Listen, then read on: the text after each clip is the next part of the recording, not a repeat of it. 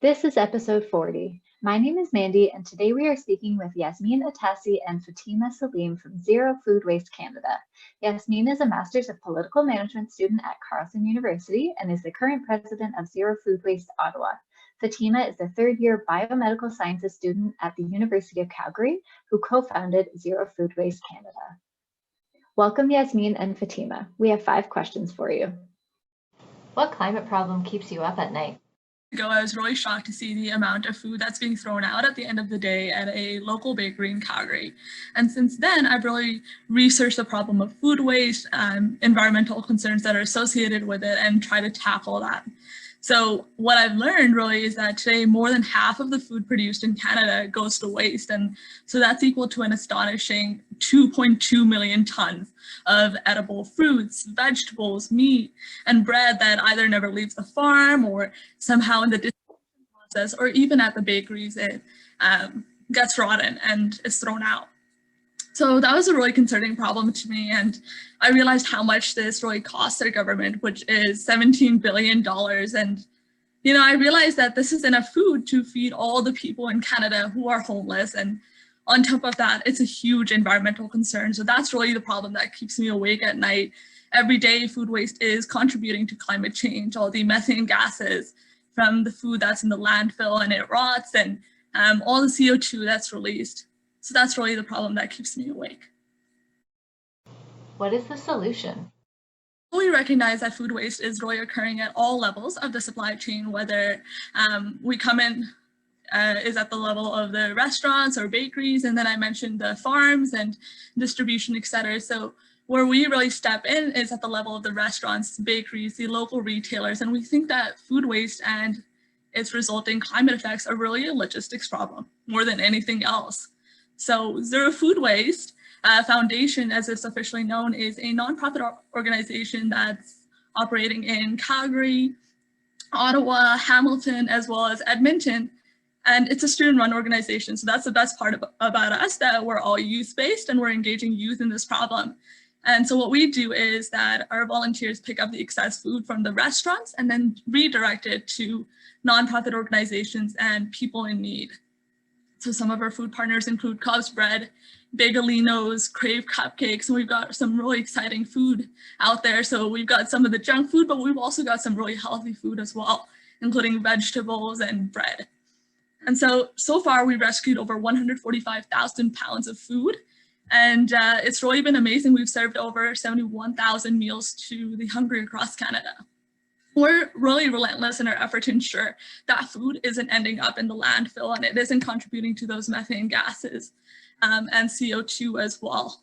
And that every night families go to bed with meals at home and that they're not hungry at the end of the night. So the skills, passion, and teamwork that my team at Zero Waste brings is really amazing. And together, I believe that we can solve the problem of food waste, hunger, as well as the resulting climate effects of it. What's in the way? I think what's in the way, like before we talk about the individual consumer, I think it's really important to talk about the supply chain. And I definitely agree with Fatima that, there's a logistical problem that's happening at the supply level. And that's exactly why why we have so much food waste on the individual level. So, things like overproduction, unstable markets. We're in a pandemic right now. Businesses are not really, making as much profit as they used to. So, there's always sometimes they expect more, sometimes they expect less. So that alone, they end up wasting so much food just because of a logistical mistake, wrong expectations, wrong, research on, how their market demands are basically.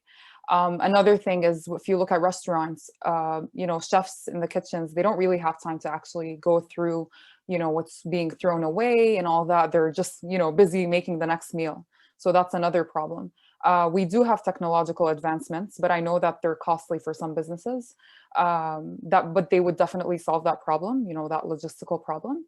But then if we're looking at the individual consumer, then it's definitely overbuying. We're in a consumer society right now. People are buying more than what they need.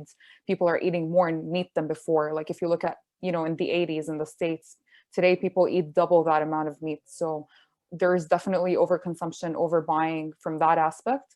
And then there's also lack of awareness over things like best before dates versus expiry dates. There's a huge difference in that. People don't, like, a lot of people just think they're the same thing. There's, you know, the shelf life of a product, repurposing that product for something else. We're taught to like use that thing and, you know, have one use for it instead of multiple uses. So that's, you know, definitely one of the biggest problems on the consumer level. How can people help? The most obvious one is, you know, getting informed, reading more about things like best before dates, expiry dates, understanding how your, like, the, you know, the fruits in your fridge, how they rot, how they work, how long it takes for them to like actually go through that process, like understanding the science, not only the environmental impacts. Another thing is basically becoming a food rescuer with us.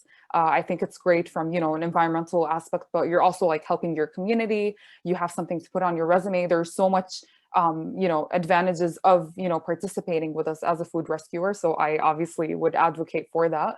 Another thing is letting, you know, throwing things away be your last resort.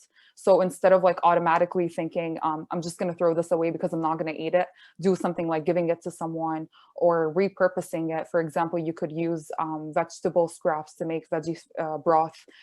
You could compost, and then maybe your last resort, if none of these work, would be throwing it away. So, you know, changing that mindset from, you know, this automatically will end up in the landfill if I'm not going to eat it, to like thinking more creatively in terms of what could be done. And there's also like little tips and tricks, like having like a bin in your fridge that says eat me first, and, you know, consuming those things in the bin before consuming other things that are more newly purchased as well. What is the good future? Hoping for a future that's, you know, heavily reliant on technological advancements. We have so many inventions and startups right now that are really shifting the way we think of food waste.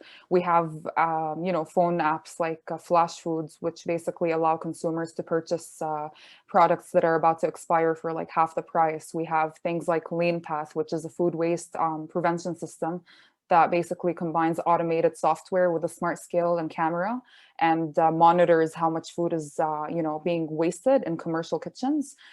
Big companies like Google are starting to use it. So there's so much room for growth in terms of technological advancements, even at the farming level. We're not even talking about like the supply chain, like even on farms themselves.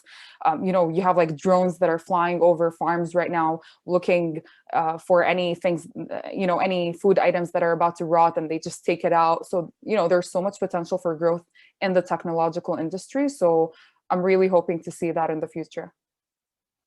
Thanks for joining us today. Before we sign off, we have asked our guests to share one last interesting Enviro fact to ponder. Here's what they wanted you to know. The amount of CO2 emissions they've diverted since the beginning of Zero Food Waste Canada's launch in May 2019 is 33.6 tons of CO2 equivalents diverted from the landfill, based on 65.77 tons or 145,000 pounds of food rescued. Thanks again for joining us. This was EnviroCentre's Green Room.